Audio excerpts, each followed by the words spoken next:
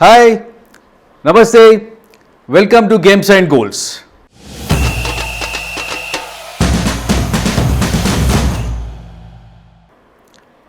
We have with us Charu Sharma, the co-founder of Pro Kabaddi League and well-known commentator and a man for every sport in India and outside the country. With a wonderful voice to boot and boost the sports, we are fortunate to have him with us today. Let's talk to him and listen to him about his wonderful association with sports. Sir, Namaste. Namaskar, sir. Thank you very much. Thanks for your time. You're most welcome. You mentioned talk and listen. I must quickly mention I think I'm a better listener than a talker, so I'm happy to listen to you as well. Let me say that you are trying to be very modest. No, it's also the truth, but I love listening because that's how you learn. Yeah. And how this connect to sports, how this has happened? Kishore, I just want to let you know one caveat to begin with. Warning. Everything you ask will have a long story. Yeah. So we might be here for days, but I'll try and keep it short. Yeah. I was very lucky to be in the Mayo College of Ajmer as a school. It had a fabulous campus. So to an extent, I suppose if you know Hyderabad Public School and you can multiply that by 3-4 times, that's what Mayo is. And so there was a lot of encouragement for sport and every kind of sport.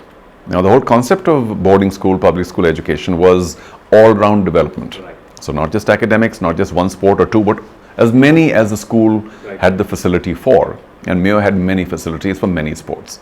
So one just grew up liking, loving, playing, understanding, knowing a wide variety of sports.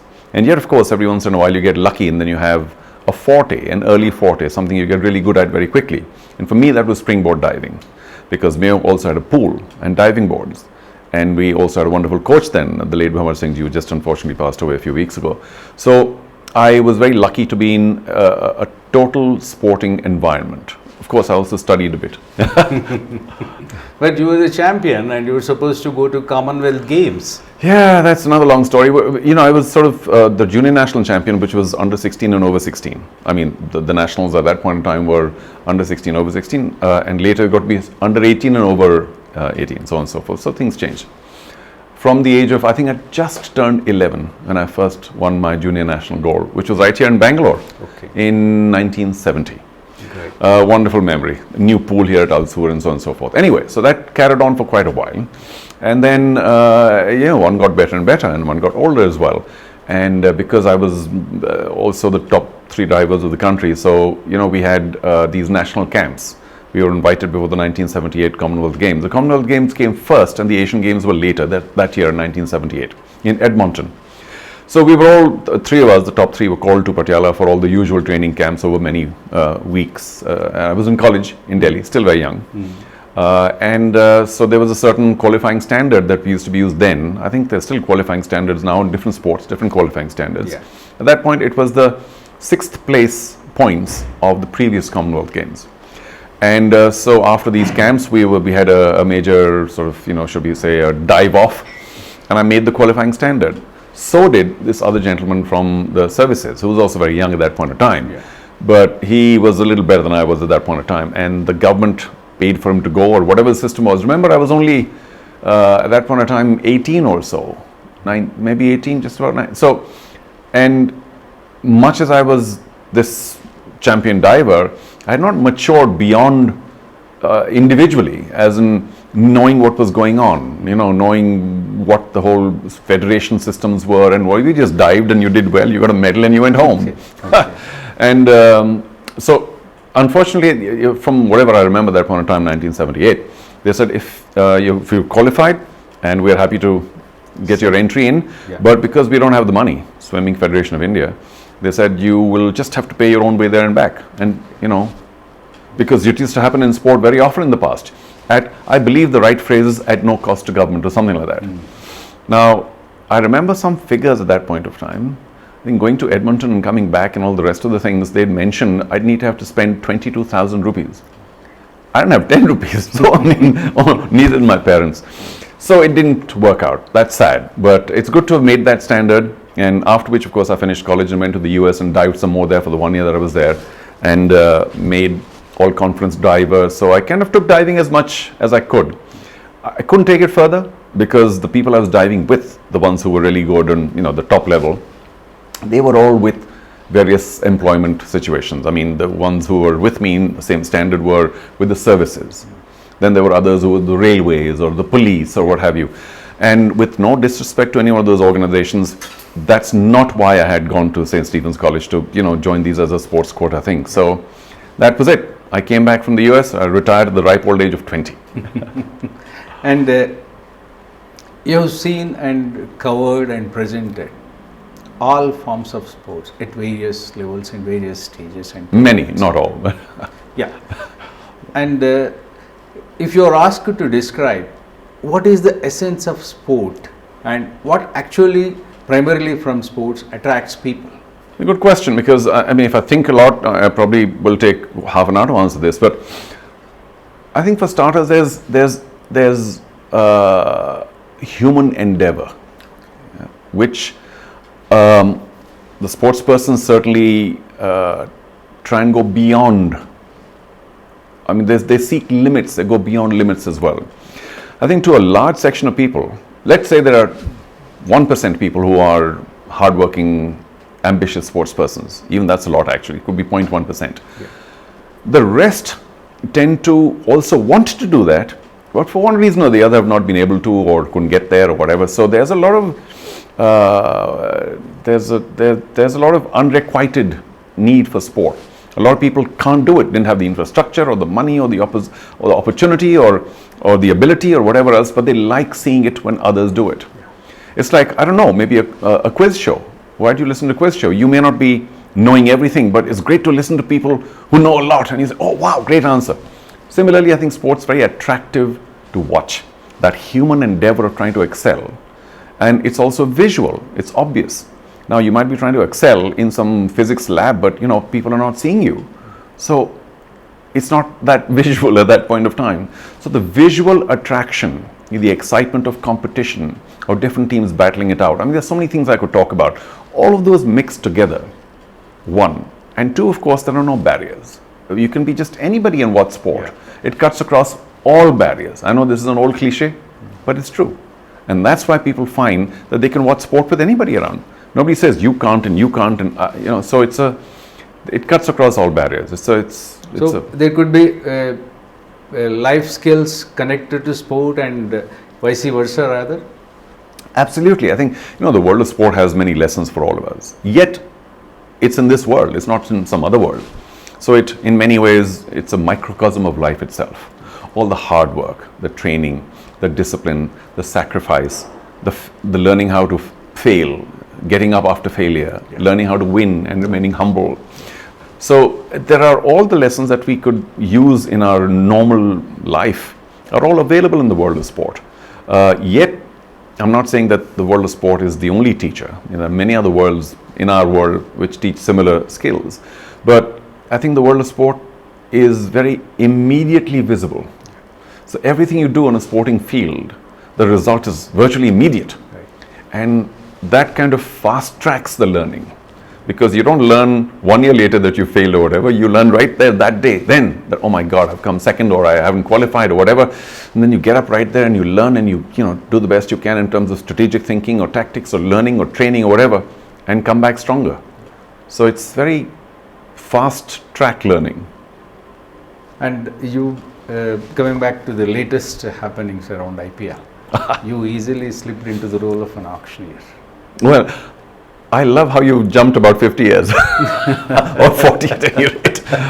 But that spirit of diving got you in a comfortable manner. You know me, I love to dive in the deep end. Okay. And this was a pretty deep end and dived straight in. Well, the story kind of, is I think by now fairly well told, but I'll quickly repeat it if you don't mind. I was home next in this building having lunch, and sadly my connection with the IPL has been severed many years ago, and I was no longer a part of anything to do with the IPL. which I feel a little sad about, particularly commentary. But anyway, so I got a call from, I knew the auction was going on in Bangalore somewhere. I hadn't really focused, and I didn't have the television on because, I mean, when you have something to do with it, you put it on. But, you know, being from the world of sport, you've seen so much that even if somebody mentions 5 lines somewhere, you know what's happened, you know, so it's easy to absorb. Anyway, so I got a call from my good friend Brajesh Patel, who runs the Karnataka State Cricket Association, and so he's a good friend. I've been in Bangalore for many, many years, and of course he's the chairman of the IPL. And so when he called, and I was sitting at lunch with my family, nice extended lunch, in fact, extended family as well. My wife's family was here from Mumbai. And then the call came and I took it and I said, hey, hi Brajesh, I thought he must be talking about, you know, something in the future. Can you come to the KSA? We'll meet, or we'll, you know. Yeah. And he said, where are you? I said, home. He said, oh, great. So can you come to ITC Gardenia? I said, what for? I didn't know where the auction was on. And he said, we have a little problem with our auctioneer. And, you know, I said, what? You know, because my first concern was, oh my God, you know, because if I were in his position, I'd also want some level of assistance. He said, no, he I think fainted or whatever word Brajesh used, I don't know. But so I said, what happened? And he said, no, we've looked after him. He's gone to hospital. He should be okay. But can you come and handle the auction? Now, why did he know that? Because I've actually done many auctions in the past, and especially of the Karnataka Premier League, something that I also sort of assisted in the making of. And I was also a professional auctioneer, which he didn't know, but he knew that I did sports auctions. And I've done many other casual auctions as well in the world of sport for golf and this and that. And I said, right now? He said, yeah, no. So I said, well, I need a few minutes to put some clothes on, you know, like a suit or whatever. He said, yeah, put a suit on and come to the club, come to the ITC Gardenia. What, can you come in 10 minutes? I said, well, maybe 15. You know, it's very close actually. It's only a 3-minute drive, 2-minute drive.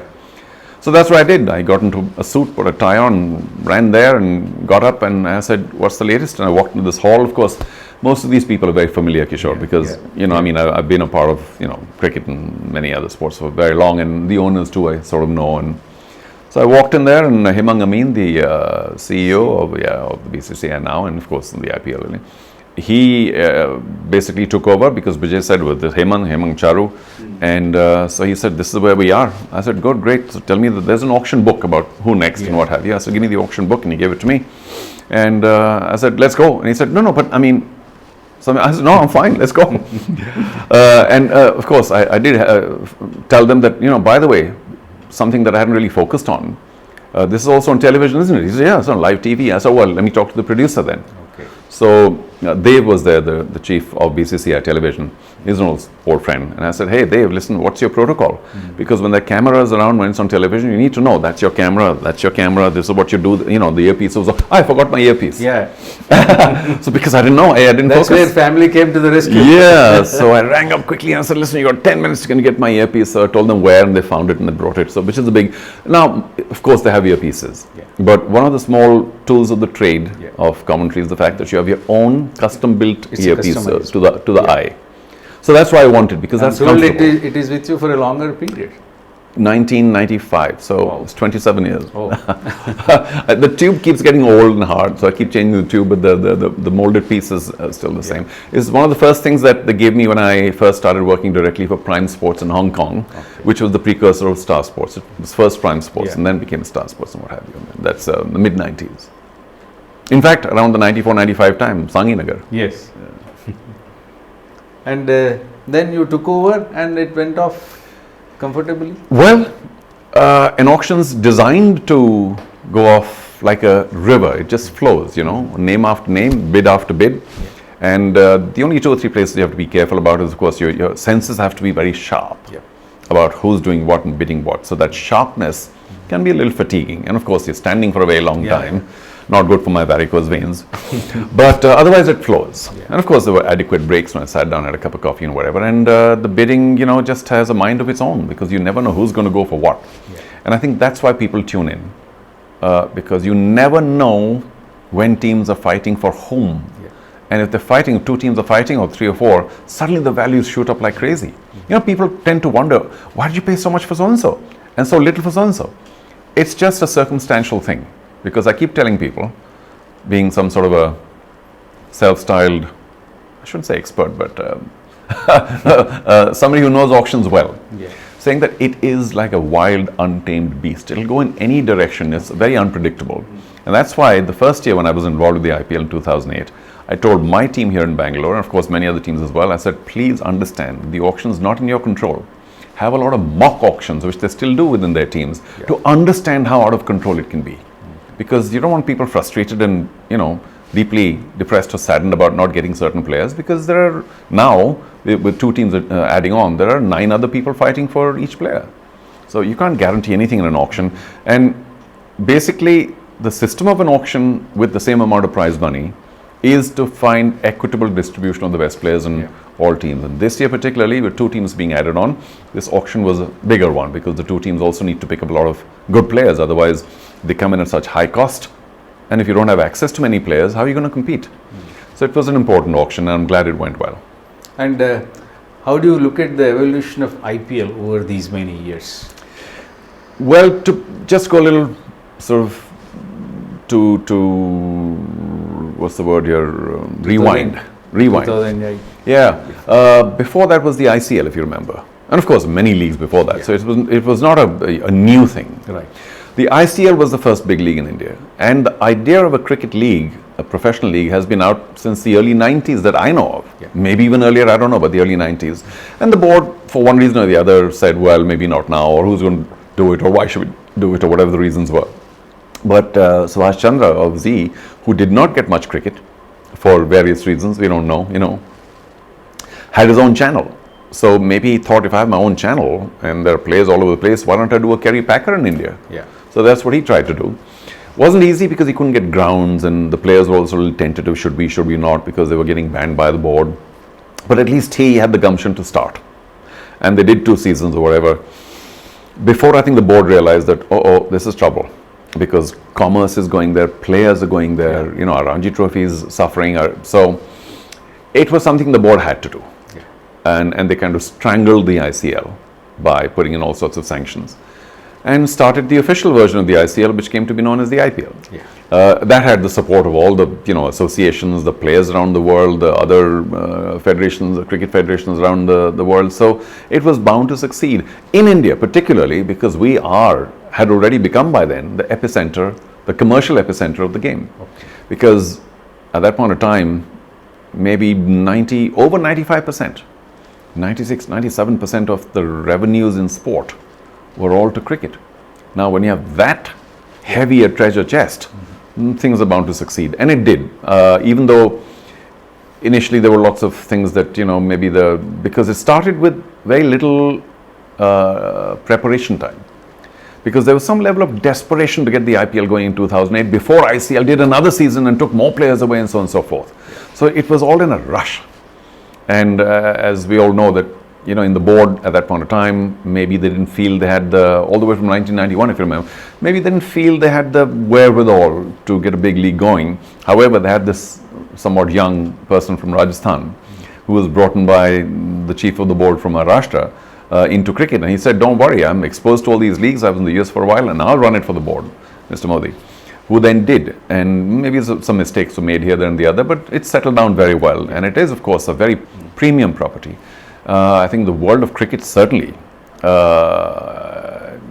will always have the IPL as a #1 commercially successful international T20 tournament. Well, you can call it a domestic T20 in India, but it is, much more than that. You were the co-founder of the Professional Kabaddi League, Pro Kabaddi League. How do you look at it as a successful league over these many years? Well, the reason I got obsessed with Kabaddi is the fact that I was called to do the World Feed commentary for the Doha Asian Games in 2006, and I saw how powerful the sport even then was, and certainly is, in India, in terms of the love that people have for it. It's in our veins, it's in our blood, it's in our DNA, and people, wherever a Kabaddi event was held, it was jam-packed. But it just didn't at that point of time, didn't have nobody threw it up and kind of made it visible.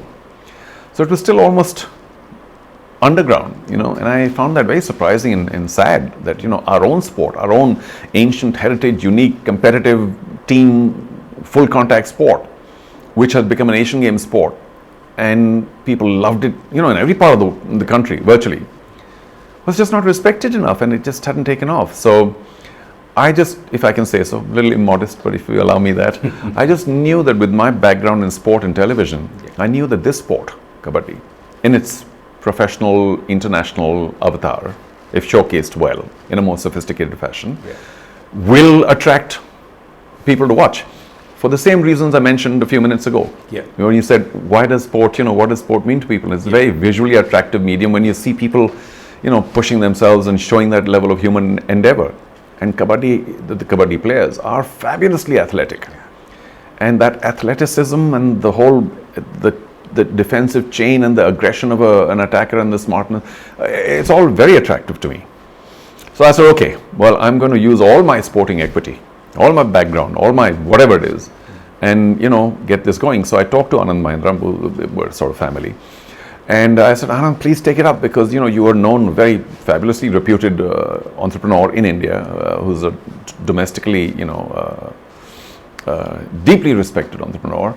And I think if it's a great fit with you and your products and you and your whole company, and there was a whole Mahindra Rise thing at that point in time. I said, take it up, go with it. I'm telling you it's going to go really well. Anyway, so to cut a long story short, finally this was 2006 and it took a few years, for me to keep pushing this. And in the meantime, of course, the IPL happened in 2008. So I got that experience as well. And then Anand did say in 2010 when I came back from Guangzhou for the same job, and he said, listen, you keep saying kabaddi, this, that and the other, let's do something, but why don't we do a league, a professional league? So it was I don't know what to say except that because I was so keen by then to get something going, I said, okay, great, let's do it. And so he and I, we made this plan, we made a company, we got it going, and I knew it would be very tough because there were so many barriers to break of perception and everything else. But it took me 4 years and we got it done. And I knew, it's a famous line of mine, I'll say it again, that on the 26th of July, 2014, which was day one of the Pro Kabaddi League, I knew that it would change the game forever. And it did. And it went on very quickly to become India's second most watched sport because it belongs to us. And if the Indians don't take it forward, nationally and internationally, who else will? And why should we allow somebody else to come and take it forward? We should be. Yeah. So luckily, one of the big stories is how we got television for it, because television was just, very unsupportive. It's like, what? Are you joking, Charu? I lost a lot of friends because they thought I'd gone completely mad. But luckily it all happened, and Star came in, and they too were a little shaky to begin with. But once we had a better understanding, then they pushed all their resources into the making of the Pro Kabaddi League, and that was a big help to have at that stage for a sport such as Kabaddi. To have a big network pushing, promoting, was also hugely responsible for the visibility that the sport got. So we owe them a lot. A lot of people now may, think, oh yeah, great, Pro Kabaddi League, I've seen. But that push initially was very important by Star, and I'm grateful for that. And I will not take much of your time. I have only 3 questions to ask. First and foremost is... Listen, now that we're talking, take your time. First and foremost is, how do you describe the evolution of Indian cricket in the last 75 years? And what are the major milestones for Charu Sharma? Okay, so this is going to take another 2 days to answer. Because you asked me. I am all ears. No, I'll try and keep it short. But, cricket was essentially something that the Brits brought to India. And the Indians took to it pretty well because we also had a class system where there were the Maharajas and, the ones in the middle. And I think at the highest level, at the elite level, because it was considered an elite sport in the UK as well, India liked that concept. And so they took to it in the 30s. As we know, we got test match cricket, but there was a lot of cricket before that as well. But in the true amateur fashion that cricket was at that point of time, where it's more about friendship and networking and what's the word here, camaraderie and stuff. And then of course you play a game as well. And if it's a draw, it's a draw, everybody's happy and so on and so forth. So there wasn't that heavy premium on winning as such, or winning at all costs. It was more just bonhomie. But from that, of course, we grew because, cricket luckily is a sport that doesn't require unlike basketball, say, want to be a superhuman. That's a big advantage for us Indians because, I mean, we have our own DNA and our own size and our own, situation. So, because it turned out to be a sport that didn't require too much size, of course, now we know that it requires a lot of stamina and strength and everything else and flexibility and training. Not those days. So, we took to it like ducks to water. And it grew and it wasn't sort of massive outside of the cities till maybe the 80s, as we very famously know. When India came back with the World Cup, all of a sudden the country, even the whole concept of one-day internationals was something that I think changed the history of Indian cricket because it was only test matches before that. Yes, we had a few test match wins and they were hugely appreciated, but there was no professionalism in that. There was no money essentially being earned by the sport. You still had to have a job.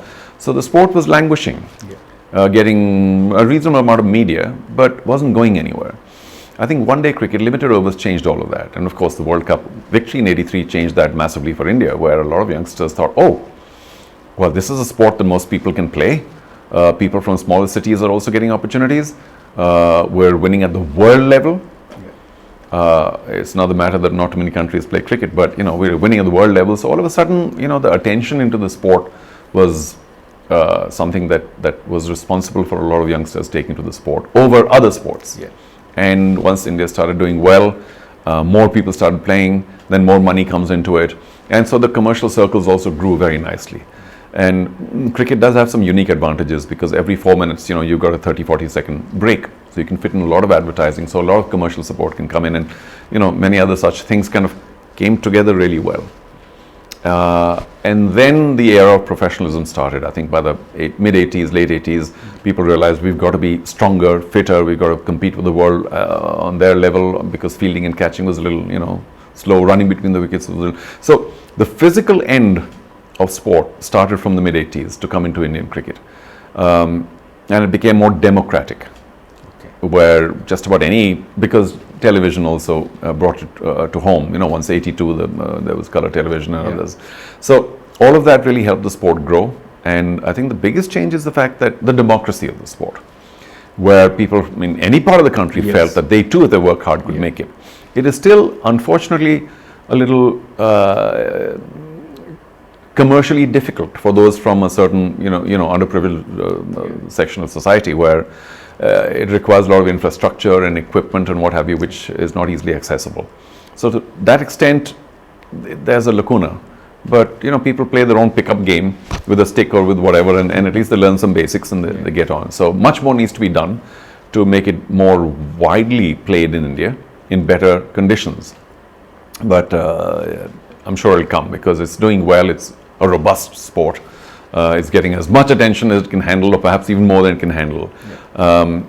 So, I can talk about many other angles of the development of the game, but I think I'll leave it at this point in time. It's in fairly good hands. India has a massive backup bench strength, which is the surest sign that any sport is doing well. When there are many people knocking on the door all the time, any sport, whether it's hockey or anything or badminton, new champions coming in, new hungry youngsters coming in is the best sign that we can get for a sport which is in good shape. For me personally, you mentioned, I forgot the second half of the question. Cricket was just yet another sport for me. I loved it like any other person, but my early forte, there was a lot of time spent on diving. And a few other sports that one played. And cricket was by the by. Was I reasonably good at it? Immodest. I probably was. But it just didn't, because even in the 70s when I was diving, cricket was not a livelihood. People played cricket like people played any other sport. And it got maybe a little more visibility, but not much more than other sports. You could play basketball or hockey or anything else, or football or cricket, and you'd be very similar to every other player. Only later when television came in and cricket was absorbed there, and more money came in, did cricket kind of break away from other sports. Not the time when I was sort of growing up and when I could have chosen sports. But I did love the sport. I played at least to the first division because I was working then. I first played first division in Calcutta because I was working there. Then I played some first division in Hyderabad because I was working there. But at that stage of my life, with the corporate career going, I'm not going to break away and play serious cricket. So it's too late for me. But so that love was always there, that understanding of having played, at a reasonable level. And then when I started doing a lot of professional television, professional meaning I was doing television since 1982, the Asian Games, but that was not professional because only you got a stipend or an honorarium, and that was not good for a livelihood. But when I left Wazir Sultan in Hyderabad, and then I said, okay, I should try and be full-time in the world of sport. Then cricket came to me rather than my going to cricket. We lost Shane Warne. It's a shame. I mean, well, a couple of things. One, of course, he was a leading exponent in the game. I mean, no disrespect to every other cricketer who plays, but he was a star. And brought some special attention to cricket because of his skills. So obviously people knew him a lot more than somebody who may not have brought that special attention in with his skills. And of course he lived larger than life because he wasn't a shy, retiring kind of performer. He was an out there performer. So you obviously attract a lot more attention that way. So that sort of puts him into a separate category, a rare category. But the truly tragic part is, of course, the age, Kishore. I mean, at 52 is just ridiculous. Now, I know he had all sorts of personal habits that may not have been ideal, but there was no warning to the rest of us. Warning in that he was either unwell or, so people get a little prepared, but the suddenness always hits you harder in the heart. And his contribution was still continuing. He was hoping to maybe coach England, or he was certainly, still busy with the game as a commentator, analyst. So if he'd moved away into the sunset, ridden away, and you hadn't heard of him too much, you might have kind of not felt so shocked. But it was certainly deeply shocking and sad, but that's the nature of life. He was a very generous man, he loved to share his skills with everybody, was happy to impart, knowledge, and was happy to mill around with people. He wasn't, like I said, he wasn't shy and retiring and difficult to be around. He was very easy to be around. So, yeah, it was his personality as well as achievement, his personality and the fact that he stayed with cricket. All of it hurt when somebody goes so quickly. India hasn't been performing really wonderfully in Olympics. What is the way forward? Where do we need to focus? Maybe again, you can talk for a day, but I was about to say that. Olympics, I mean, I could be talking for weeks on this. But I tell you what, the glass is filling. Okay. Drop by drop, Right. The glass is filling. You're very optimistic. One has to be. Yeah. Because we are in a much better shape now than we were 10 years ago or 40 years ago or 8 years ago. And one has to applaud that because a lot of effort has gone into it. By the individuals concerned, the athletes themselves, sports persons. At the national level, we are waking up to the fact, I say still we're waking up, we're not fully awake, to the fact that sport is a very, very essential part of life and of a nation's development. And so the government, which is partially at least responsible for taking sport forward, like they're responsible for providing many other aspects of life to its citizens, have realized that sporting achievement does draw a lot of international attention and does drive aspirational levels within its own population. And at worst, it's a great health motivator. When you play, you just get healthy, you're in better shape, your output increases. So, the nation benefits in many ways. Your medical bills reduce and so on and so forth, technically speaking. So I think there's that realization which is certainly helping the cause of sport. The government is doing more. Even today, we just read that there's more funding being given to the national sports federations in terms of the payment to coaches and all the rest of the support staff, who are a very important cog in the wheel. I mean, they're very important. And to have low wages there is dispiriting. But that's been doubled now, which is fantastic. It's not 10% increase or whatever, it's been doubled. So again, a sense of that realization that sport is important for the nation. Those who pursue sport are important for the nation. Those who support sport and support excellence in sport are also important for the nation. So all that's happening on one side. It will take time because let's not forget that a lot of sport does not earn you a livelihood. Only right at the top of the pyramid is there a livelihood in sport. So all of us have to realize the enormity of the situation. We keep pushing people to play sport over other options in life, and they're not able to earn a livelihood, it can lead to a pretty depressing, dark situation. We certainly don't want that. And those who are pursuing sport need to be fully aware, need to be fully counseled about, if you reach the top, you may be okay. If you don't, well, you may have to look for other things in life. But I keep telling people, I do a lot of lectures, luckily, people do call me still. And one of my main thrusts is that I want to talk to all those or send messages to all those who don't excel, who are not right at the top of the pyramid. And what do we do about them? So I keep trying to tell sports persons, please remember that, all the effort that you put in, all the usual D's and things and P's and whatever all these, cliches are, your discipline and dedication and so on and so forth, and hard work and sacrifice, they're all useful for the development of your personality and character. So that if you don't excel in the world of sport, could be many reasons, injury, any. Use those facets of your character and personality in whatever else you do. Whether it's, carpentry, or whether it's becoming an engineer or redoing the sofas, or, whatever else. Use those strengths in whatever else, rather than being frustrated and depressed and, all those negative things that people go through when they don't hit the top. That's just useless. Nobody wants to be around you, and that's not going to help anyway. So this whole positivism is something that I'm very deeply concerned about, and I deeply try and push that, wherever I can, because we like positive people around us, and we must be examples of positivity if we are preaching that. So yeah, Indian sport is certainly and becoming wider as well. All of a sudden, shooters are winning medals, most medals at the Olympics. Hockey teams are doing well. The badminton people are doing well. I know we're not anywhere near major global standards in many of these sports, but attention is being given, and that's only by the government. The other part, which to me eventually should be the bigger part, is the corporate support.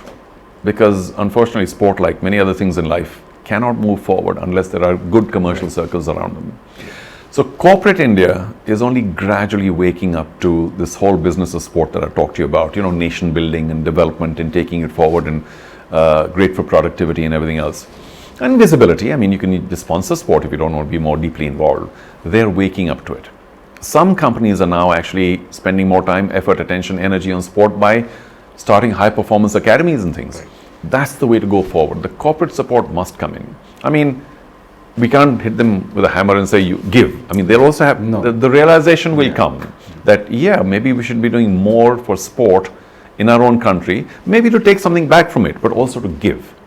And I just hope that develops as we go along, because it's not easy for companies as well. They have a lot of pressure from their shareholders and the pressure on profitability and what have you. So expenditure is always going to be questioned. But I can only appeal to all the corporate India to please be more generous with sport, because it's a massive nation builder and it cements people together. I've talked about, the lack of any barriers there. So it's I know I'm biased because all I've done is sport all my life, but I do deeply believe that it's a huge benefit for the nation if it does well in sport. And I'll give my favorite example, which I'll give you too, Kishore. You may have heard it elsewhere. What does sport do for the visibility and enhancement of respect for a nation and awareness? And I mean no disrespect again to the finance minister of Jamaica. But Kishore, you know the finance minister of Jamaica, right? He's a good friend of yours. You know his name. Yes or no? No. No. However, do you know the fastest man on earth? Yeah. Where's he from? He's from Jamaica. Do you know what I mean? So, you see, Jamaica, Usain Bolt, oh yeah, Jamaica. And you're suddenly aware of a nation and the fact that there's this fabulous athlete from that nation. And for whatever it's worth, the awareness and the respect for that nation goes up. So, all our athletes who attain international or even rise to the top in the nation knows them, internationally the world knows them, they all bring a much higher level of respect and awareness and inspiration to people within that nation and around the world. So that's the power of sport. I am rather compelled to conclude this, and no better way than thanking you and thanking you for your time. Well, and what a great pleasure. I know that I may have kind of, said a little something about a few things, but there's so much more we could talk about, and perhaps in the future. But thank you so much for making this journey all the way from Hyderabad to Bangalore. And I'm deeply grateful. Thank you so much. To you and your entire team. Thank you.